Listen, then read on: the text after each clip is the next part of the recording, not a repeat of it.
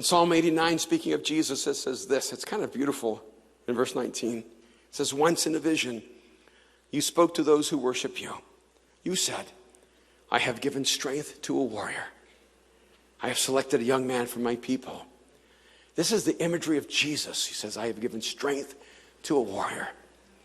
So there's some of you, you've been losing the war. You've been losing the war within you. You've been losing the war. You're struggling with fear and anxiety and depression and despair. You've been losing the war, and you're overwhelmed by a sense of insignificance and loneliness. You're losing the war because you're trying to fight it in your own strength. But God has given a warrior strength, and his name is Jesus. And he has come to fight for you. But the only way Jesus can fight the battle within you is for you to invite him to dwell in you.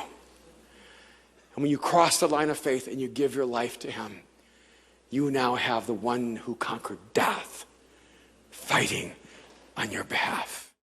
Jonathan Pitts here, pastor at Church of the City in Franklin, Tennessee, and co-founder and president of For Girls Like You Ministries. And I'm excited to share from Romans chapter 10, verse 17 with you today, which says, consequently, faith comes from hearing the message, and the message is heard through the word about Christ.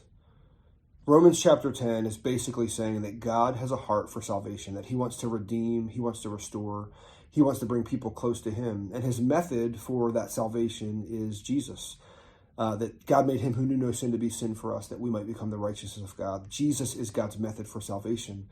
But his message for that salvation about Jesus is you and I, that there's a message that needs to be heard that comes through the word about Christ. And you and I, my life, your life, we get to speak that message. And I was recently talking to a friend of mine, and she was telling me that she was she got a job and she was being sent into a new community, into a new city, and that she felt like Jesus was sending her like a letter that God was sending, like she was his letter to tell his story. And that came from a conversation we had around, in Corinthians, Paul talks about that your life is a letter, that your life is a letter and a message about God. And he says in that same part that Paul says that you are a fragrance of God. And that's kind of what I want to leave you with today, that this idea that your life is a message that's heard. The word of Christ is heard through the message of your life, through your story, through your testimony, through what God's done in your life. And that you are a fragrance, that there's this idea that God is speaking a message through you, that you are his letter, that you are his fragrance, that you are his very word and his words.